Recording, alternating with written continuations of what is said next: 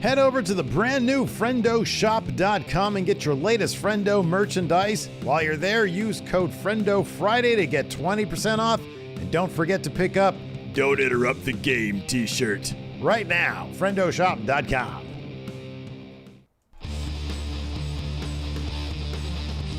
Hey, Friendo, Steve here. Hey, Larson. And welcome back to Going in Raw, the only pro wrestling podcast you need to be listening to right here at youtube.com/Steven Larson. Available wherever podcasts can be found. And, of course, taped live at the Twitch, twitch.tv/Steven Larson. And also at the YouTube, youtube.com/Steve and Larson. Want to quick give a thanks to everybody who hung out with us today during our Survivor Series watch along on the Twitch, on the YouTube. Of course, thanks to the Enforcer, who is once again reigning defending Big Red Predictions champion. Enforcer's our champion.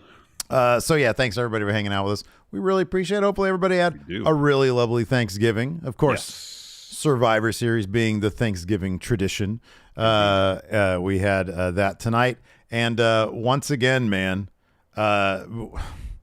think of a better story in the history of pro wrestling, or at least the history of the WWE or WCW or whatever. I can't think of one. And tonight, that story continued. The Bloodline victorious at the end of Survivor Series WarGames, thanks to Sami Zayn, who seemingly solidified after there was some question about can he be trusted.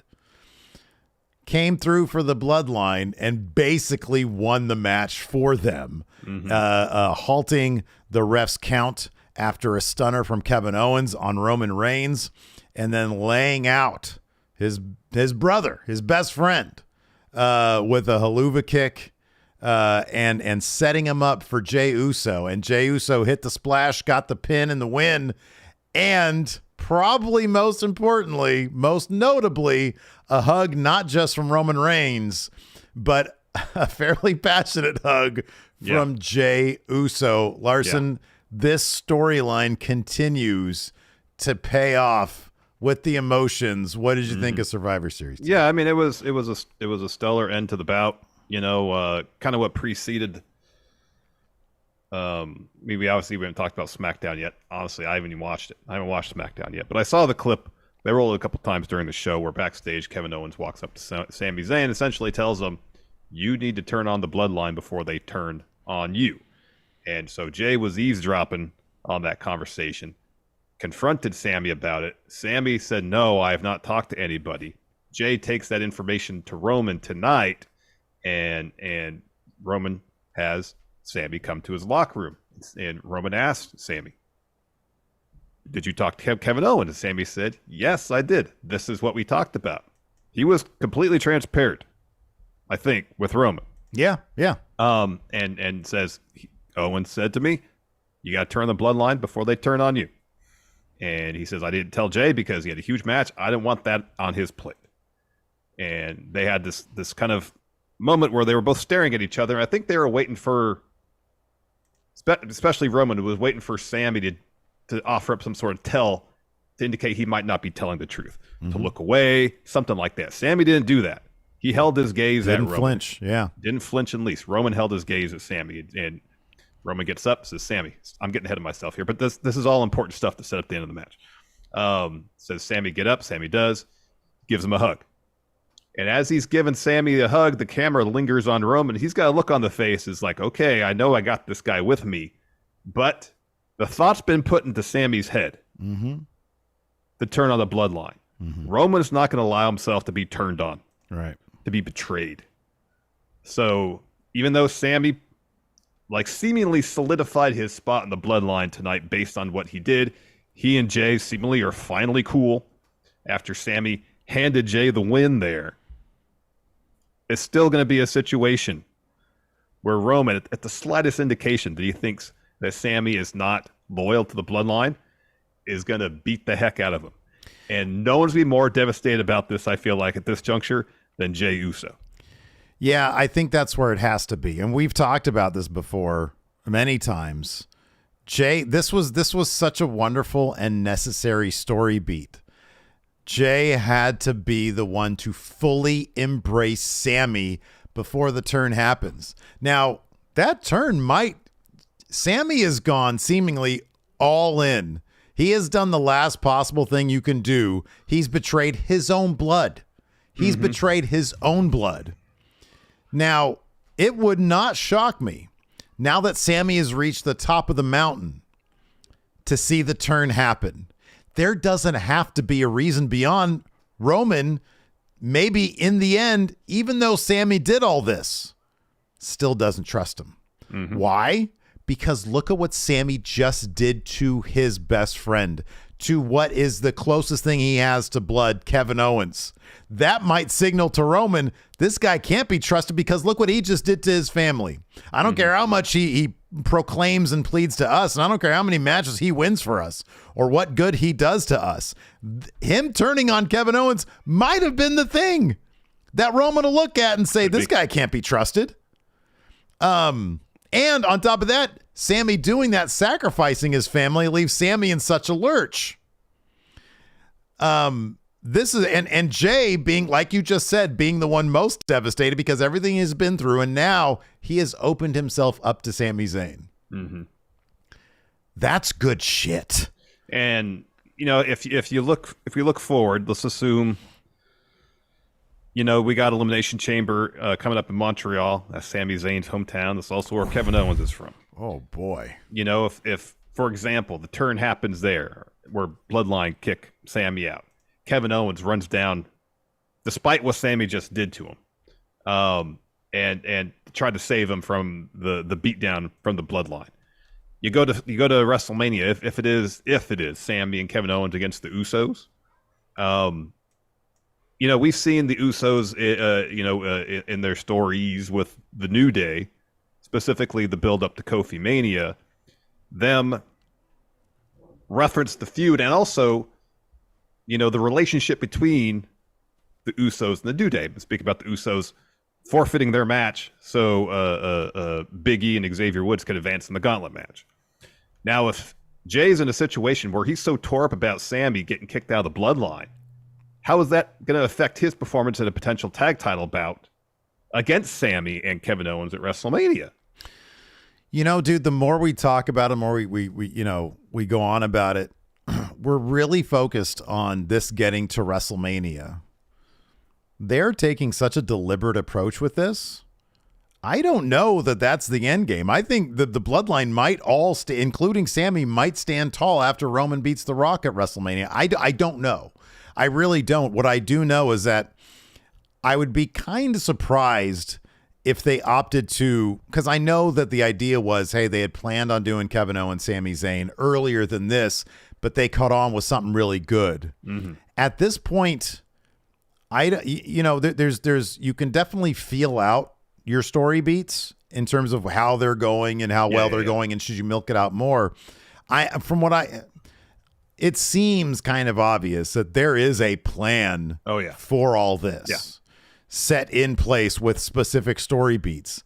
Now, if they think, man, this is such good shit, we can make it, not make it last, but we can make it better if we keep it going with additional story beats. That might be a possibility, in which case we might not be looking at WrestleMania for that to happen. Now, what I just said in terms of them turning on Sami, I think that's a distinct possibility, because how much higher could Sami go at this point? Yeah. And his fall has to happen when he is at his highest. Absolutely.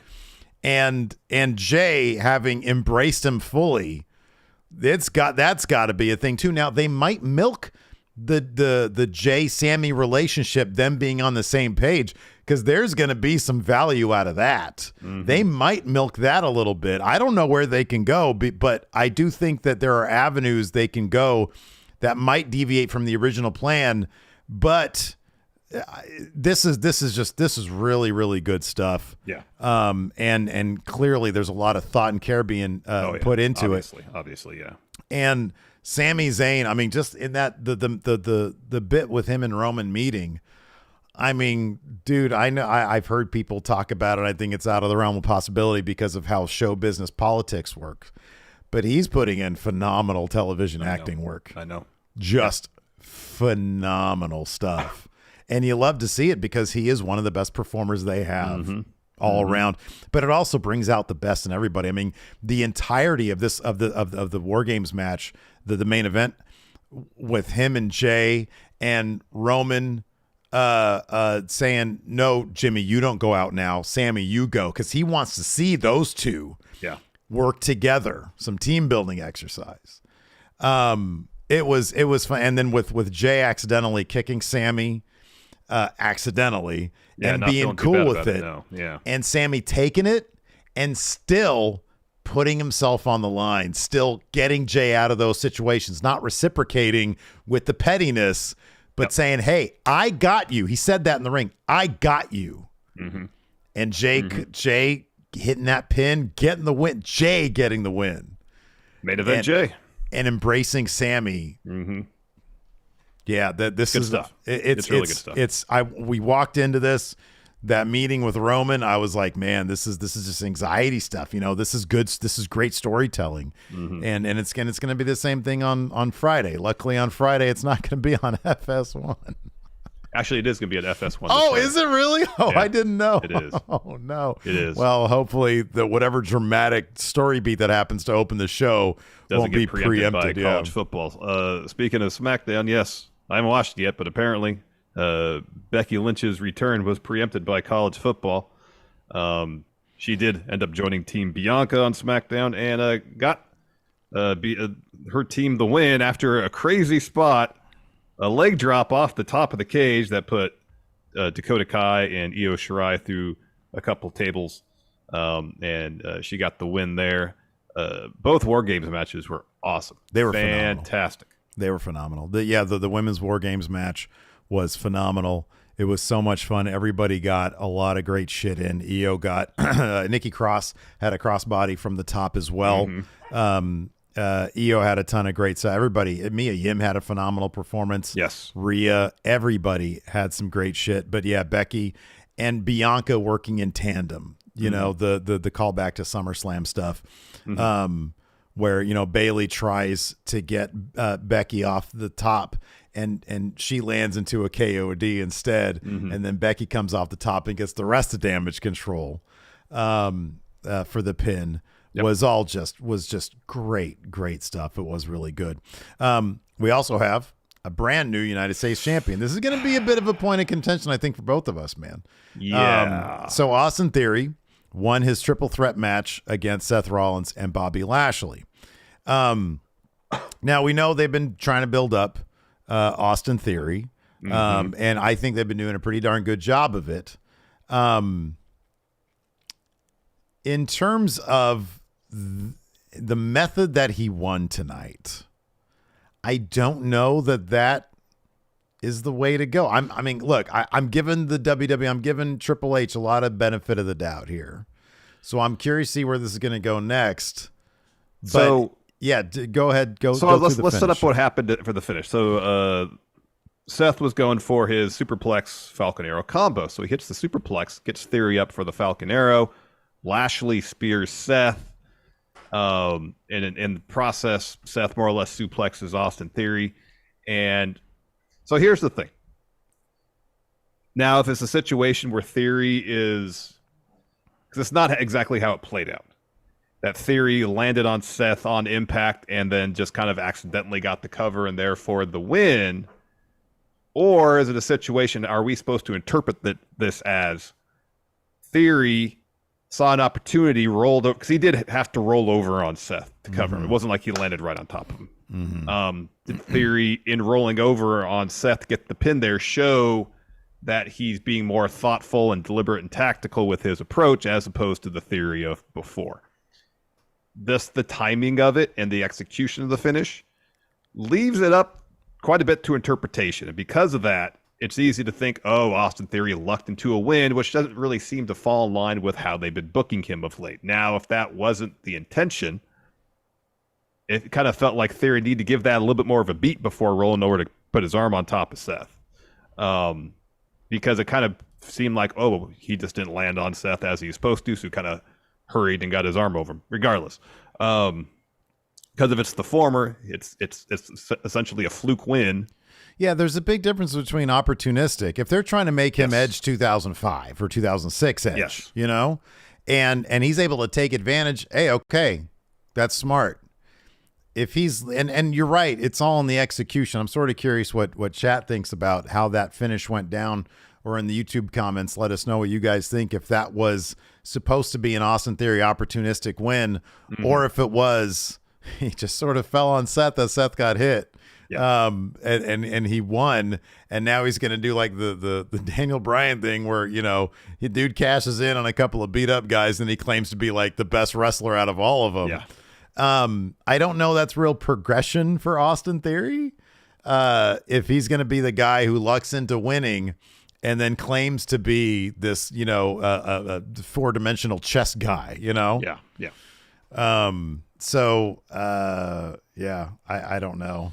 Yeah, it's so great because like on YouTube, we've got one person saying, I took it as him being an opportunist. And then Zondo over here in Twitch says, made Theory look like a lucky And that's idiot. what I mean. Like, you watch it live as it happened. I'm like, wow, he just fell on Seth to get the win. But then you watch the replay. It's like, no, it wasn't exactly like that. He landed and had to roll over a little bit. So yeah. So I don't know. I hope. And again, like I'm all about giving WWE the benefit of the doubt these days because it is a brand new era, as we've seen with the Bloodline stuff. If this was Vince McMahon booking Survivor Series, obviously we know he hates WarGames, so we wouldn't have gotten that. We got some real limp fucking brand versus brand stuff, probably. Yeah. So Fluffy Canuck here in chat has that's kind of what my line of thought is too. Is if they had Theory look up, take a minute, like assess the situation. He doesn't have to like have a huge thing where he's staring back and forth between Lashley and Seth, but at least, you know, get the moment of him realizing this is the situation he's in. It could take a second and a half. Yeah. One shot of him looking at that, you know, surveying what's going on, putting his arm over, bang. Yeah.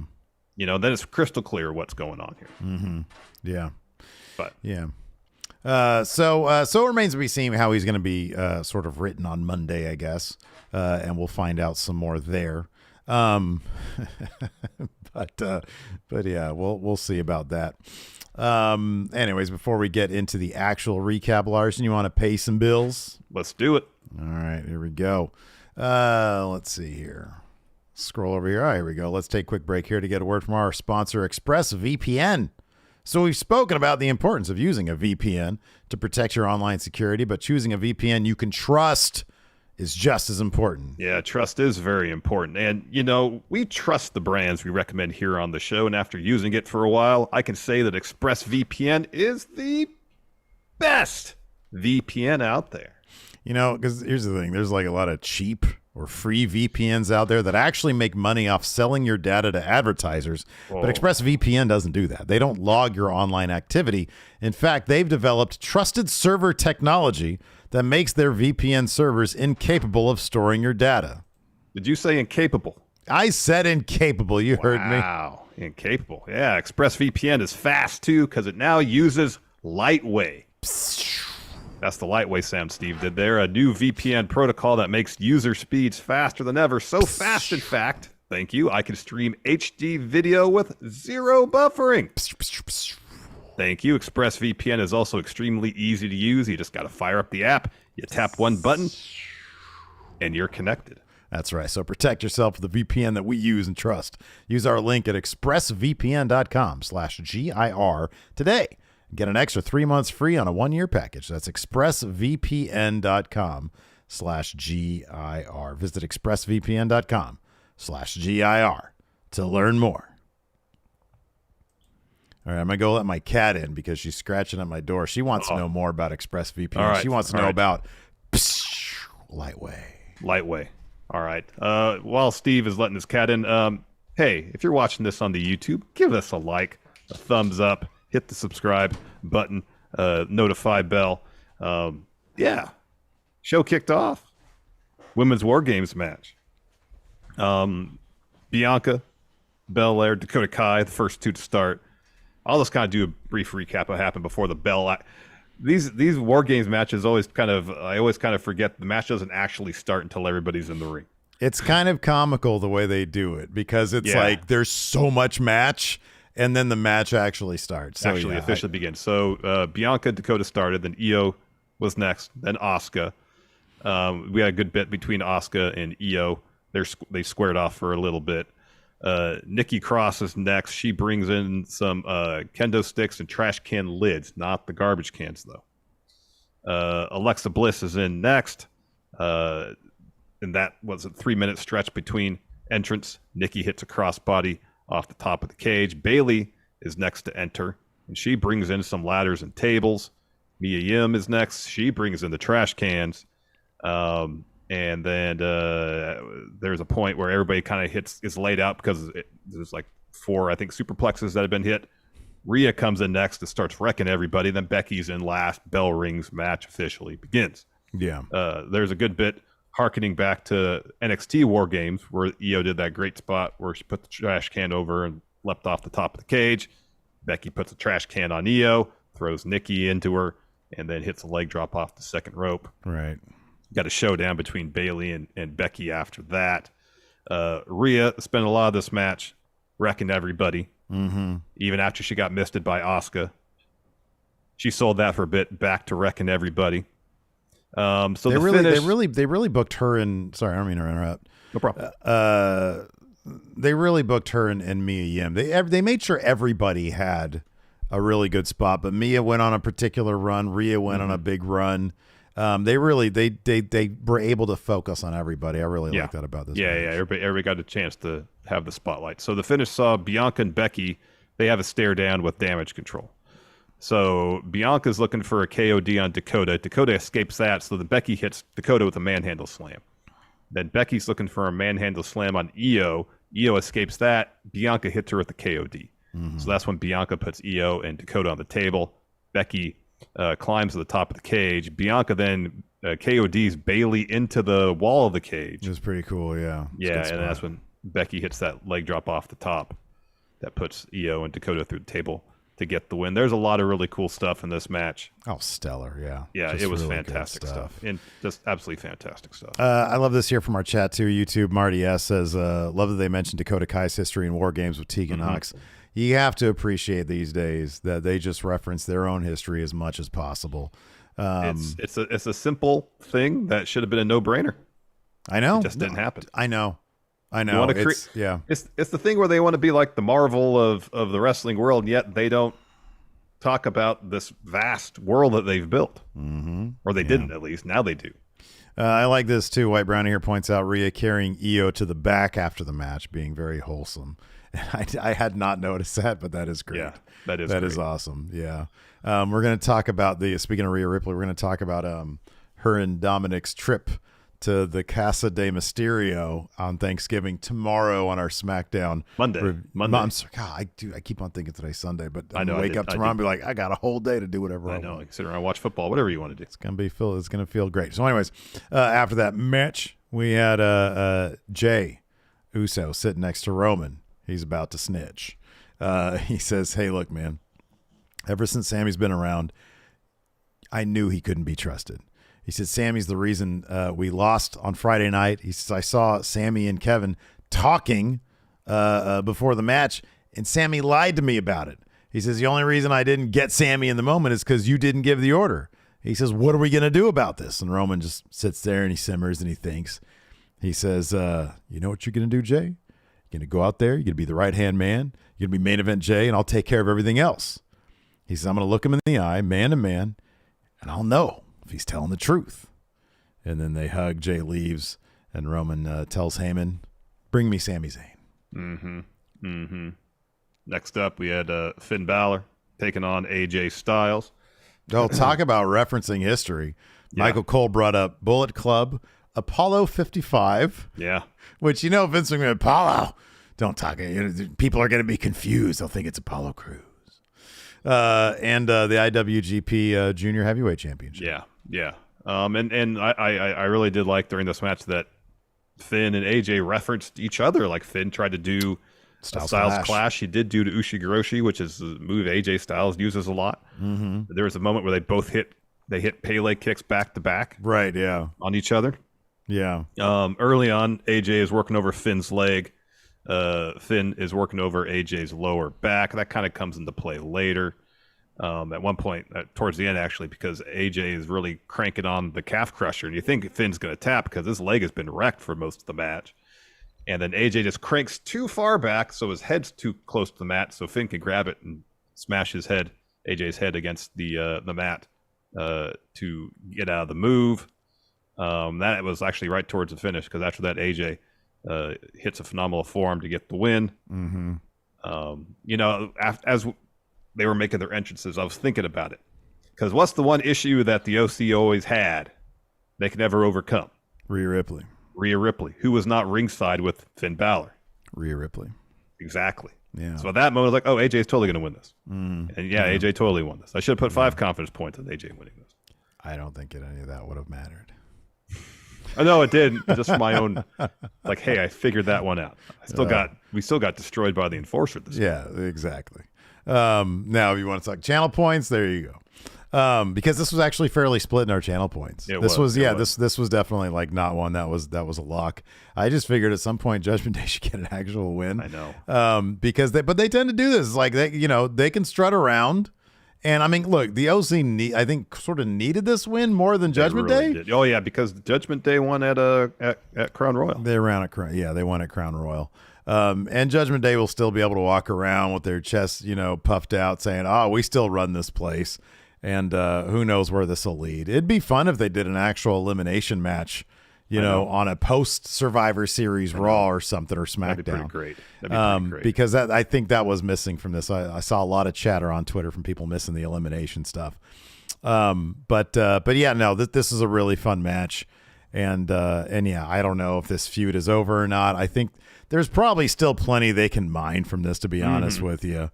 But I don't know. We'll see. Maybe they'll do AJ versus Finn again at Wrestle Kingdom this year. Who knows? Oh wow, that'd be Forbidden Door blown out. Yeah, you should ask Paul about that, and because he's, by the way, because the YouTube live chatters got us to 300 likes. And by the way, if you're watching on YouTube right now, please do us a huge favor: hit that like button. If you're watching on Twitch, if you're watching, where you're letting the cat out.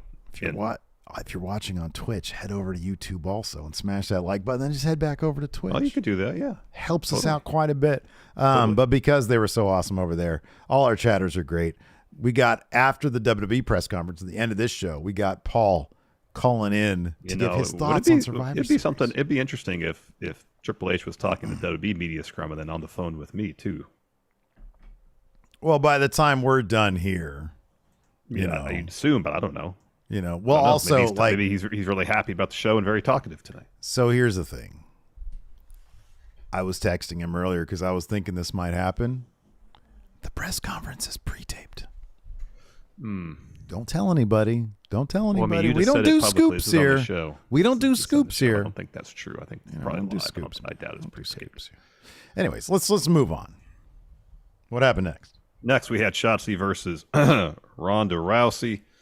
The outcome of this match wasn't in doubt, really. No. It was just how long it was going to take for Ronda to get the win. Shayna, on several occasions, tried to help Ronda. In fact, she pushed Ronda out of the way of a suicide dive from Shotzi. Beyond that, though, Shayna, her interference didn't necessarily help Ronda per se. If anything, she continually put herself in harm's way and didn't really help Ronda gain much of an advantage. In fact, at one point, Shotzi tosses both Ronda and Shayna over the barricade and hits a crossbody on him. Yeah. And before that, hits a sliced bread on Shayna, using Ronda to kind of bound off of. Yeah, that was kind of cool. Yeah. So they get back in the ring. Shotzi goes to the top. Ronda hits like a huge throw off the top rope. Covers, Shotzi kicks out, and then Ronda hits Piper's Pit, locks on an armbar, and Shotzi more or less taps immediately. Yeah. I mean, they let her get some shit in. We had sort of jokingly said this is going to go all 7 minutes.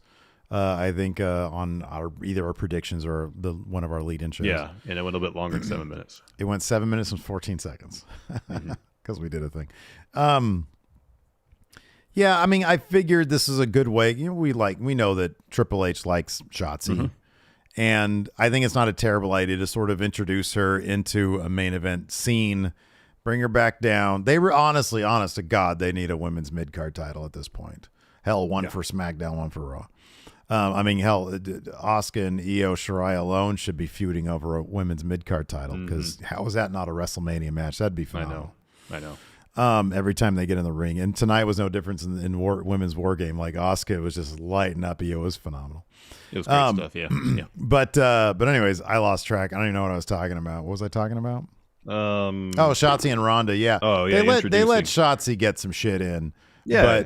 But they also kind of made Ronda and Shotzi look a little cartoonish, having Shotzi get some shit in, because it was kind of ridiculous. But no, otherwise, it was what it was.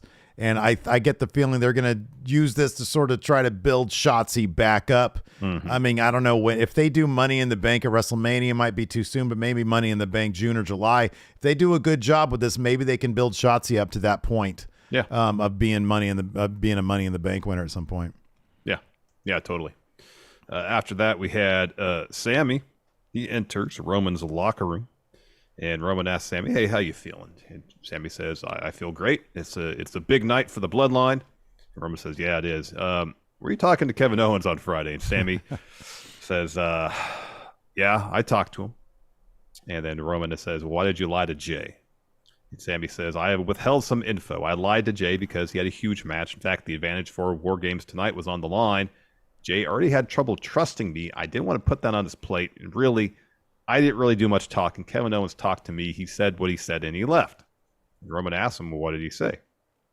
Sammy says, "Owens told me that I should turn on the bloodline before they turn on me." And Roman says, "Well, Kevin Owens was your friend, right?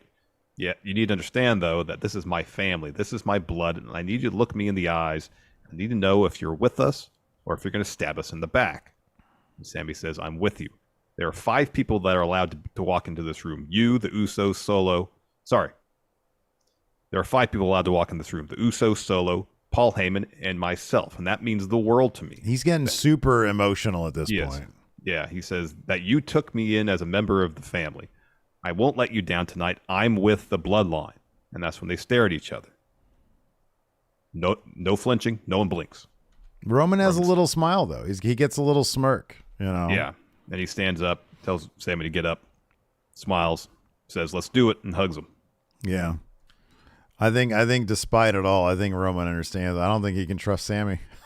No, he knows he can't. Yeah. The look on his face when he was hugging Sammy said as much. Yeah. After that, we had the United States title on the line. Bob Lashley versus Seth Rollins versus Beyblade. Yeah, this is something we didn't mention earlier, that Austin Theory had... This really should be the thumbnail, Larson. This should be the title here. Had the beginning of his normal Tron, A-Town Dan, all that stuff, and then it went to a commercial for Beyblade.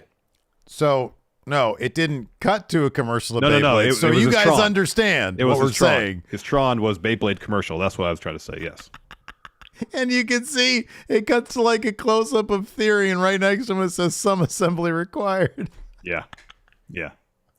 Oh man, and it's I was so fucking confused when this thing popped up, because it's like the toy is like going, it's a Beyblade, it's like going all around. Yeah, it's like a computer animated thing. There's a bunch of stuff going all over the screen. Yeah. Oh, dang, MQ says they played Beyblade on Up Up Down Down this morning. Oh, interesting. Oh man, I know I'm getting a Beyblade. I don't know about you, but that's going to be a gift to Bama. I feel like I need more information via commercials during Wrestlers Trons on Beyblade before I can make that determination personally. Should they start running commercials on Trons in general? No, because I think it's amazing, and I disagree with you 1,000,000%. They absolutely should, but only 1,000% should not. Only for shit that I've never fucking heard of and confuses me. That's what I want to see. Or the Del Taco ad from 1979. That would be the only one I would actually be okay with. The giant brick of busting cheese right there. Hot stuff. Hot stuff. This match was a lot of fun. Early on, both Lashley and Seth were trying to... They were seemingly trying to send Austin Theory essentially to the kids' table. They kept throwing him out of the ring. It was like, hey, it's like you Jordan get out of and here, Isaiah Thomas back in the Dream Team.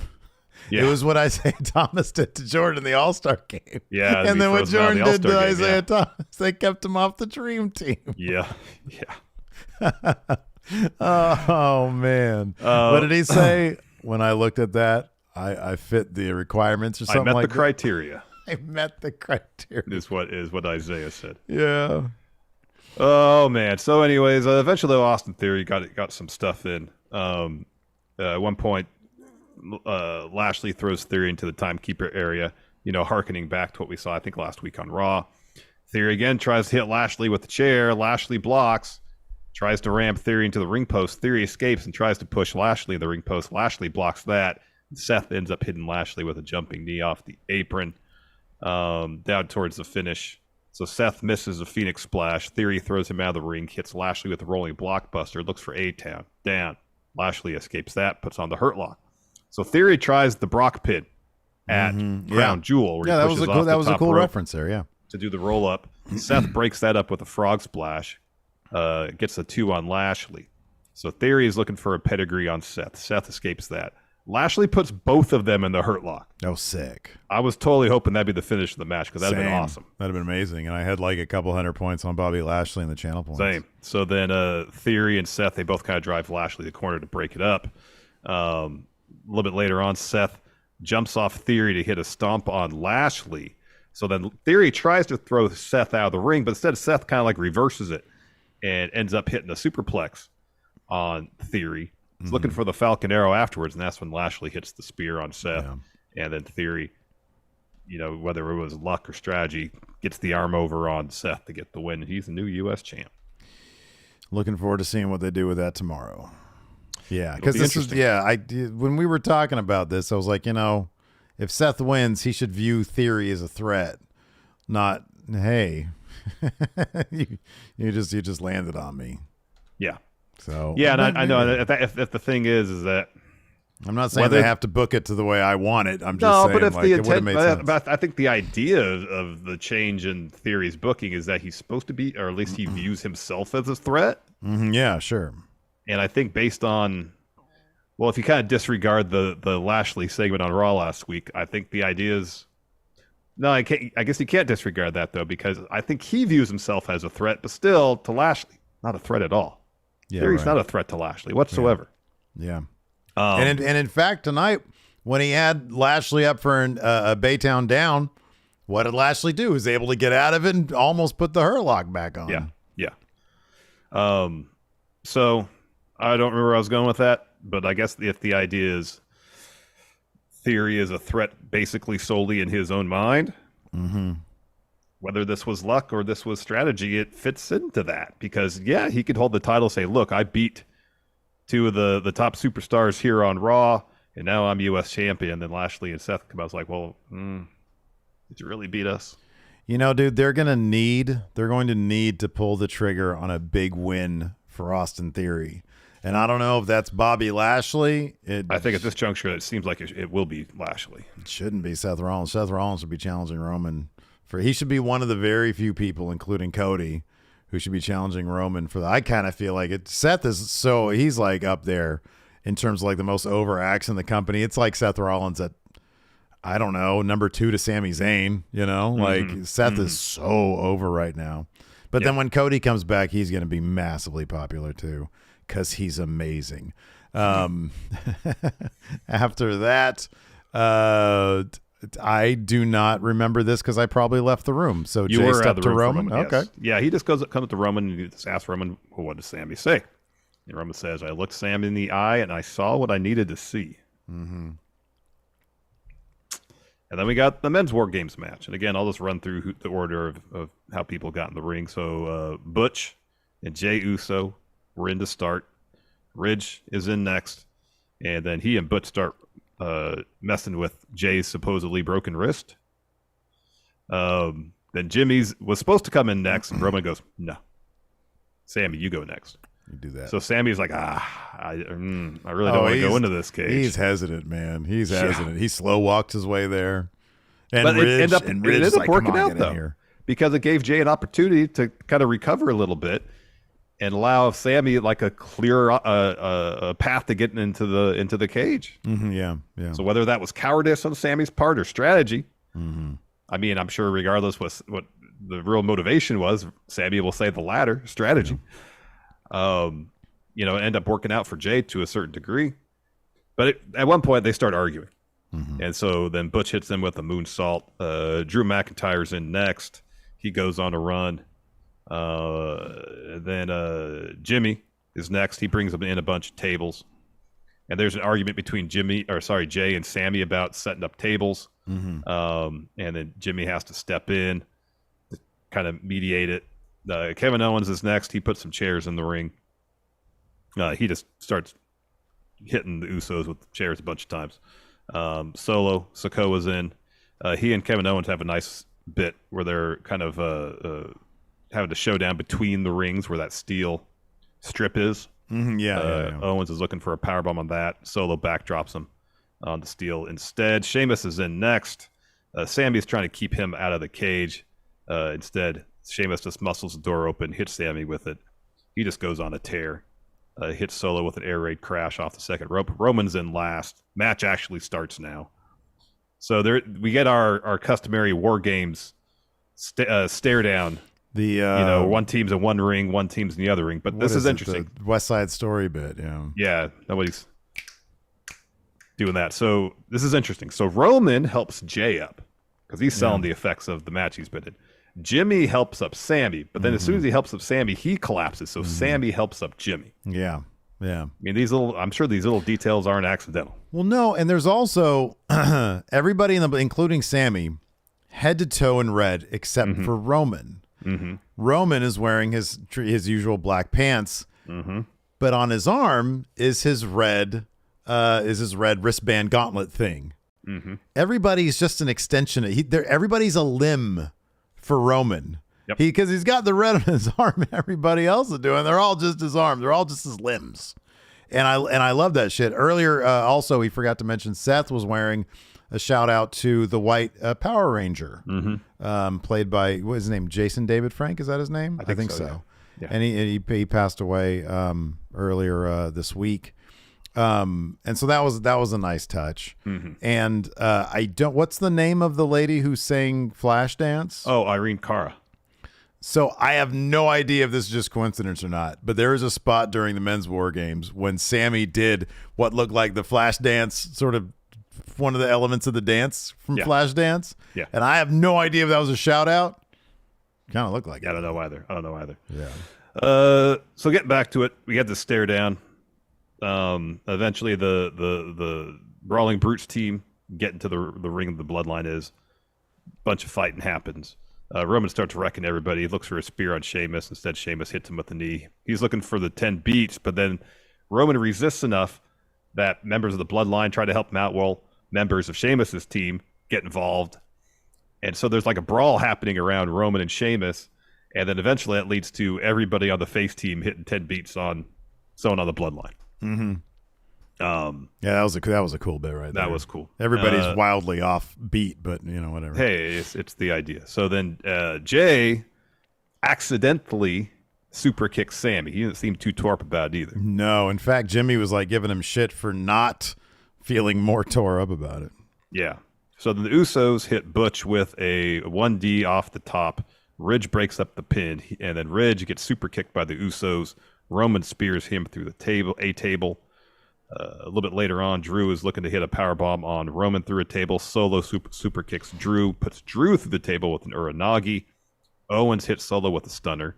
Roman breaks up that pin. So we got our square off between Roman and Kevin Owens.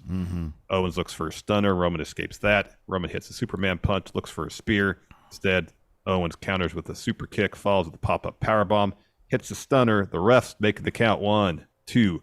Sammy leaps in, grabs the ref's hand before he can finish the 3 count. So Owens and Sammy, they're arguing. And Owens is asking Sammy, is this your family? Is this who your family really is? And while that's going on, Jimmy's looking for a super kick on Owens. Owens catches that. Sammy low blows Owens. So then Sammy hits Owens with the haluva kick. And I love they reference this whenever they have one-on-one matches. Where after the haluva kick, Owens is starting to kind of move forward and fall, and Sammy breaks his fall. Yeah. It supports his weight on his own body. We've seen that before where he's done that and pushed Owens back the corner to hit another haluva kick. Well, here he sees Jay, instead of doing another haluva kick, he sees Jay in the corner, and he lets Owens fall. And he does this to Jay. He puts his arms out and goes, "All right, all yours. Yeah. You can finish the match." So Jay it takes Jay like a beat to realize what's going on, and then with so much, with so much energy, he gets up there, hits that splash like something else, and gets the pin. And so the Bloodline get the win, and then Roman embraces Sammy, and then Jay embraces the hell out of Sammy, and Sammy's fired up. He starts showing his shirt off, and Roman's happy leader. He's got his bloodline there, but man, oh man, oof. Well, I think there's a distinct difference between the hug at the beginning of the show, earlier in the show, between Sammy and Roman, where it was like Sammy felt like he had maybe didn't even necessarily believe it, a bit of comfort about his position within the bloodline. Okay, I'm not going to get. I told the truth. Hopefully, I'm fine. This one, he buried his head in Roman's shoulder. Yeah, this was emotional, like a Tony Khan hug. Yeah, this was. This is my family now. That's what that hug felt like at the end of the show. Again, these little details that really enhance the story they're telling here. And it's great.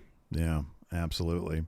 So it looks like Paul's press conference is still going on. We have we have some time for some questions. First up, White Brownie says, "What's next for the women's WarGames competitors?" I think Corey Graves mentioned that Alexa seemed a little bit detached from everybody. He mentioned that on commentary on Raw too. Yeah, so I think that she's going to be palling around with Uncle Howdy Man. I don't know. They keep on doing the Bray thing with her, so you got to figure that it's going to pay off somehow, some way. Yeah, you'd think so. Think so. You got to think Rhea and Bianca are going to have a feud at some juncture, maybe for Mania. Have Rhea? So Rhea and Mia Yim still probably have to do a thing. Yeah. And as far as Bianca, that's got to happen at some point. That could be at the Rumble, maybe. Yeah, maybe. It depends on who they have planned as Bianca's opponent at WrestleMania. I get the feeling they're still going to do horsewomen. It could be. In which case, well, Charlotte. Oof. Yeah, that's a big one right there. But yeah, I don't know. I mean, it sort of depends on, do they see Rhea as somebody who, until I see Bianca lose, I'm not going to believe it. I figured that they were going to have Bayley take that title off her. Yeah. And then Bianca would have to win it back. But they seemingly want to make Bianca's reign this time around be a big, big deal. Yeah. Yeah. And I don't know if that means she'd run through with Charlotte and then Rhea would take it off her. I don't know. Right now, dude, the horsewomen, honestly, they don't need a title. They could, a 4 horsewomen fatal 4-way should be a Mania main event, like a night one main event. If you do Rock Roman night 2, or vice versa, they're sort of above title. So, okay, cool. So Paul's walking off stage. I got word that he's going to be zooming in very shortly. We can take a couple more questions. So yeah, that's good. That's good here. Let's see here. Jamel asks, who's the next contender for Ronda Rousey for the SmackDown Women's title?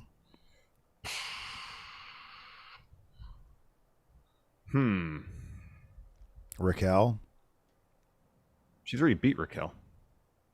Oh, did she? When they do that? Yeah, on an episode of SmackDown. Okay.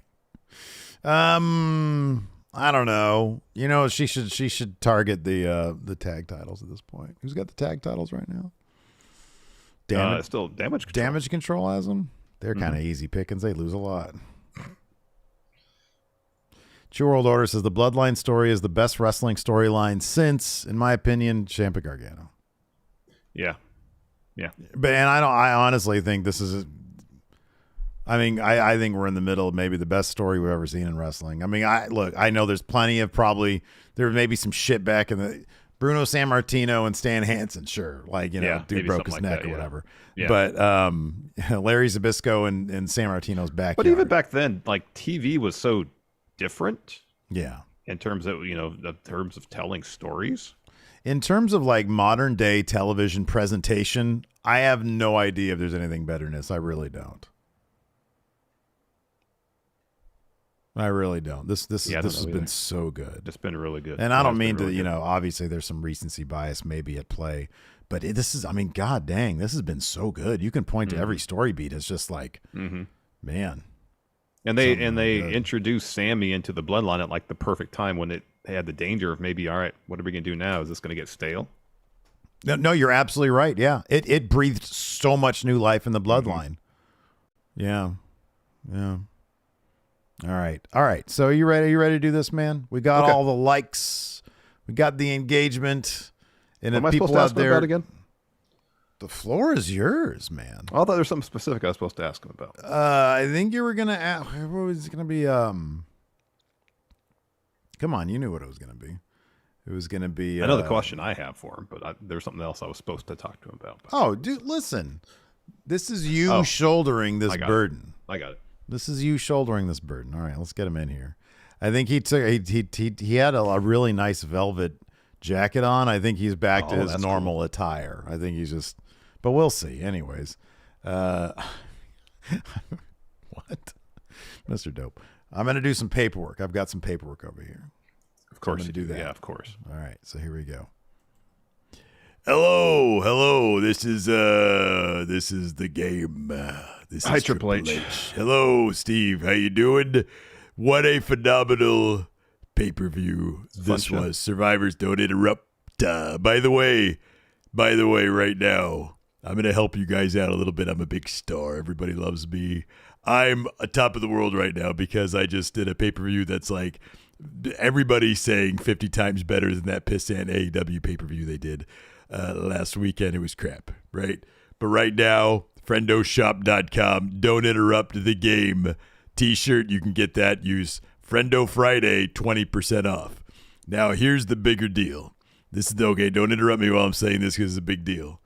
Coming soon to friendoshop.com, Friendo Club themed Beyblades. That's happening. Get your Beyblade right now at your participating retailer. Some assembly required. That's a huge deal you managed to score for us. Thank you so much. Don't interrupt. It's a massive deal. The biggest deal I could make. Every deal is great when it's the game. Are you ready to play the game? The game is Beyblade. All right, I'll say congratulations on sold out. A fun show. I got bad news. Beyblade is sold out everywhere now. Oh, I thought you meant the show magic. Tonight. Apparently that was sold out too. Don't interrupt. Of WWE, we sold out 15,000 tonight at WarGames. That's great. It's a lot of people. If you counted each one per second, it'd be 15,000 seconds. Got a couple questions if I could. I'll take one question. Are any of your questions about Beyblade? Yeah, actually it is. So all right, good. Lead with that one. All right. Last we talked, there was some discussion about potentially adding a match to the show. Did you find that unnecessary after the Beyblade marketing integration happened? 3 words for you. Beyblade is life. Next question. All right. Of course, we heard that Carl Anderson is going to be at a upcoming New Japan show. Right. Yeah. Possibilities Forbidden there. Door being bursted open by Beyblade. At Wrestle Kingdom. Do you think there's a possibility that other WWE superstars could be there at Wrestle Kingdom involved in that particular bout? AJ Styles, Finn Balor. I find it funny you ask that because it's a great idea. We've thrown a lot of great ideas around, and here's a scoop for Going in Raw. Okay, here's thanks. a scoop for you because I know that you've been very patient with these phone calls. We are rebranding Scripps. He is now going to be Beyblade. Oh, okay. Yeah, so he's going to be showing up there, Wrestle Kingdom. He's going to be challenging Kazuchika Okada, and he's going to be winning the IWGP Heavyweight Championship. Wow. That's right. Is that official? It's official. It's happening. I've seen Gato's booking sheet. Beyblade goes over Okada. Wow. Okay. Well, that's good. And don't interrupt. And also, I got them to move the time of the show so that people will be able to get their sleep, because that's very important. Sleep is important. Yeah. We're going to move it back. We're going to move it all back. It's going to be starting at 8 p.m. Eastern, 5 p.m. Pacific, and then everybody will get their sleep. 3.5 hour show, Wrestle Kingdom. What time would that be in Tokyo then? I don't give a fuck. Doesn't matter. Beyblade out. What was up? Was it good? Was it good? He's really into the Beyblades. Wait, what? He said they're gonna repackage Scripps as Beyblade, and that Beyblade is gonna win the IWGP World Heavyweight title at Wrestle Kingdom. What? You're making that up. That's bullshit. Is Larson bullshitting? No, watch the tape. You're totally bullshitting. Said that. I'm sorry. He said Scripps is going to win Beyblade.